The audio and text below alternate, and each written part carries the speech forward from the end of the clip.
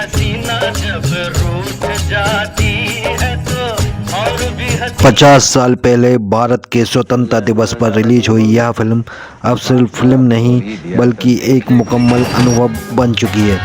एक एहसास जो हर बार देखने पर नया रंग ले लेता है। ये फिल्म हर दौर से दोस्ती करना जानती है और सबसे वैसे ही घुल मिल जाती है जैसे जय और वीरू की दोस्ती।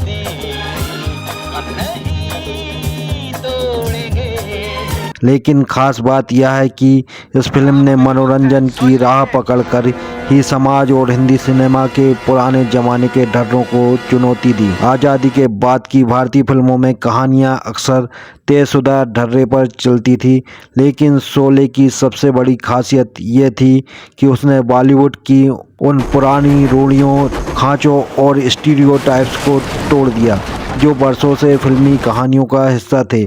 इसकी सोच और संवेदनाएं आज के ज़माने की लगती है, जैसे वक्त की परवाह किए बिना अपनी अलग ही धुन में चल रही हो।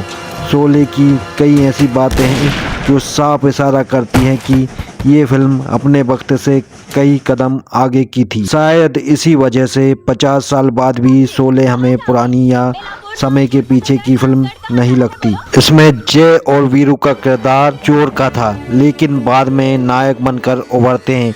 कुछ अपवादों को छोड़ दे तो शोले से पहले के बॉलीवुड हीरो अक्सर बिना दाग धब्बे के नैतिकता की मूर्ति और आदर्शवादी सांचे में ढले नायक हुआ करते थे। शोले ने इस परंपरागत आदर्श सांचे को ताक पर रख दिया। यहाँ जय और वीरू थे, जेल से छूटे चोर, उचक्के, बदमाश, ठग भी थे। लेकिन जब ठाकुर बलदेव सिंह और रामगढ़ की उम्मीदें इन दोनों पर टिकी तो ये नायक ना सिर्फ बदले बल्कि खतरनाक गब्बर सिंह के सामने डटकर खड़े हो गए। नायक वो नहीं जो बिना दाग के हो, बल्कि वो है जो अपने अतीत को पीछे छोड़कर अपने अंदर के उजाले को जगाए। बदमाश होकर भी गांव की रक्षा की, दोस्ती निभाई और इंसानियत दिखाई। शोले फिल्म में दोस्ती का नया रूप दिखाया गया है। खुद लेखक जावेद अख्तर, जिनका अतीत कहीं साफ नहीं था, वो शराब पीते थे, झूठ बोलते थे, का मानना है कि शोले से पहले बॉलीवुड फिल्मों में पुरुषों की दोस्ती काफ़ी हद तक आशिक माशूक वाली होती थी।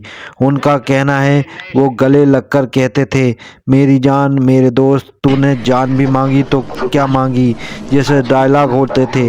असल दोस्त एक दूसरे से ऐसा कभी नहीं बोलते, वे कहते हैं। लेकिन शोले में जय और वीरू एक दूसरे की खिंचाई करते, मजाक उड़ाते, झगड़ते, फिर भी मुश्किल में साथ निभाते थे।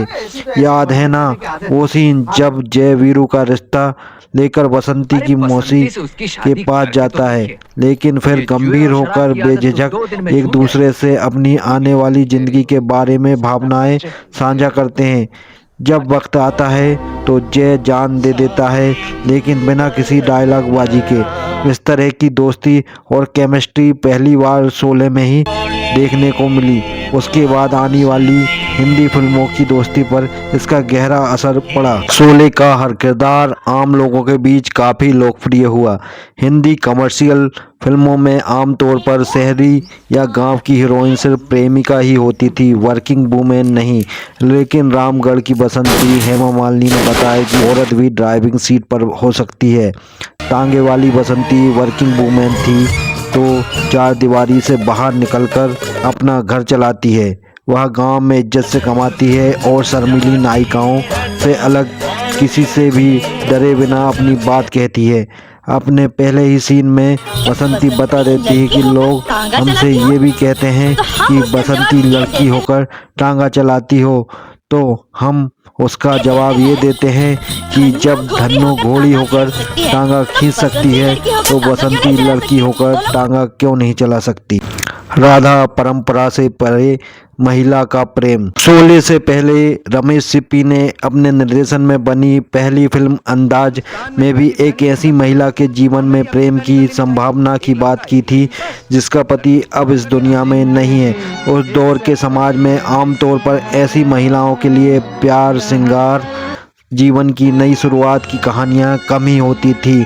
अंदाज की कहानी का विषय ही यही था, लेकिन शोले जैसी एक्शन बदले और रोमांच से भरी फिल्म में भी रमेश सिप्पी ने एक गहरी और साहसिक बात राधा जया बच्चन के किरदार के जरिए कही कि प्यार उम्र, हालात या समाज की मोहर का मोहताज नहीं होता।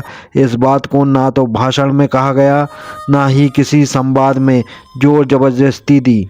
बस एक सीन था जब ठाकुर संजीव कुमार अपनी विधवा बहू राधा की दोबारा शादी के लिए उसके पिता से इजाज़त मांगते हैं। पिता हैरान होकर कहते हैं, ये कैसे हो सकता है ठाकुर साहब, बिरादरी वाले क्या कहेंगे?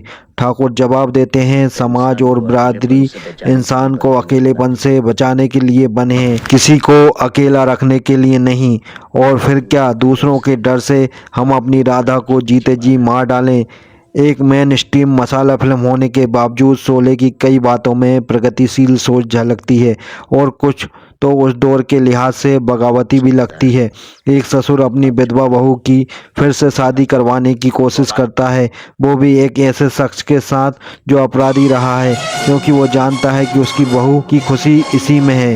यही तो थी किरदारों में एक नई सोच की दस्तक, वक्त के साथ चलने वाली बात जो शोले को यादगार बनाती है। स्क्रीन राइटर सलीम खान ने एक बार शोले के डायलॉग बात करते हुए कहा था, लोग आज भी हमसे कहते हैं कि आपने क्या कमाल का डायलॉग लिखा है, होली कब है या फिर कितने आदमी थे। अब ये लाइनें ज़्यादा मशहूर हो गई हैं, लेकिन और डायलॉग जैसे समाज और बिरादरी इंसान को अकेलेपन से बचाने के लिए बने हैं, ना कि फिर जानते हो दुनिया का सबसे बड़ा बोझ क्या होता है, बूढ़े बाप के कंधे पर जवान बेटी का जनाजा। लेकिन लोगों को याद क्या रहता है, कितने आदमी थे। डाकू Gabbar Singh larger than life villain. Film Sholay में गब्बर सिंह का किरदार इतना खौफनाक था जी, जैसे आमतौर पर सूट बूट में नजर आने वाले शहरी अंदाज के विलन से गब्बर सिंह पूरी तरह उलट था। वह जंगलों में रहने वाला धूल से सना बेरहम डाकू था, जो ठाकुर के पोते को ही नहीं बल्कि अपनी ही गैंग के साथियों को भी बिना पलक झपकाए मार देता है। 50 साल बाद भी सबसे खतरनाक खलनायक कैरेक्टर माना जाता है। यूं तो शोले से पहले भी हिंदी सिनेमा में कई यादगार विलन हुए, लेकिन गब्बर सिंह की खलनायकी का अंदाज उस दौर के लिए बिल्कुल नया और क्रांतिकारी था। गब्बर खुद ही फिल्म में कहता है, 50-50 कोस दूर जब कोई बच्चा रोता है तो उसकी माँ कहती है, सो जा नहीं तो गब्बर आ जाएगा। हैरत की बात यह है कि इसके बावजूद हिंसक सीन नहीं है। इमाम साहब के बेटे की हत्या भी दिखाई नहीं जाती, बस गब्बर एक कीड़े को मसल देता है। इसमें हिंसा को बहुत हद तक सशक्त मगर सांकेतिक सीन्स के जरिए दिखाया गया था। याद कीजिए, गब्बर ठाकुर के पूरे परिवार की हत्या कर देता है। पूरी फिल्म इसी सीन पर टिकी है जिसका बदला ठाकुर लेता है, लेकिन इस सीन में खून की एक बूंद तक नजर नहीं आती। लेकिन बिना खून खराबे के भी गब्बर की छवि इतनी खौफनाक और गहरी है कि उसे 50 साल बीतने के बाद भी भारतीय सिनेमा का सबसे बड़ा खलनायक माना जाता है। शोले को अमर बनाने में जय वीरू की दोस्ती, बसंती की शोखी, राधा की खामोशी या ठाकुर का दर्द जितने जरूरी था ना गब्बर का खौफ।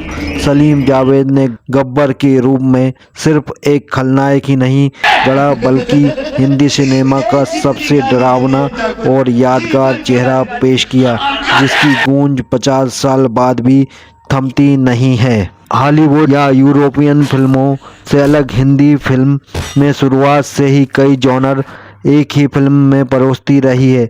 शोले में भी action, romance, comedy, emotion, thrill सब कुछ है, लेकिन शोले ने इस सब जज्बात को बेमिसाल संतुलन में पिरोया।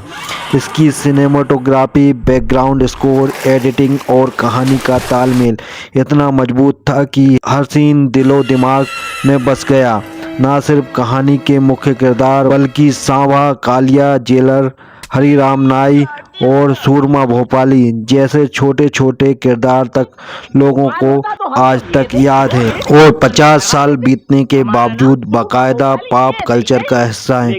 हिंदी सिनेमा के कई स्टीरियोटाइप को ध्वस्त करती हुई शोले एक लोक कथा जैसी बन गई है, जो पीढ़ी दर पीढ़ी सुनाई जाती है, दोहराई जाती है, लेकिन कभी भी अपनी चमक नहीं खोती। दोस्तों, अगर आपको हमारी वीडियो पसंद आए तो चैनल को सब्सक्राइब और वीडियो को लाइक करें। जय हिंद। 50,000 तोड़ेंगे दम मगर तेरा साथ ना। ये गब्बर सिंह का नाम पूरा मिट्टी में मिलाई देगी। तेरे पैर चलेंगे, उसकी सांस चलेगी। मैं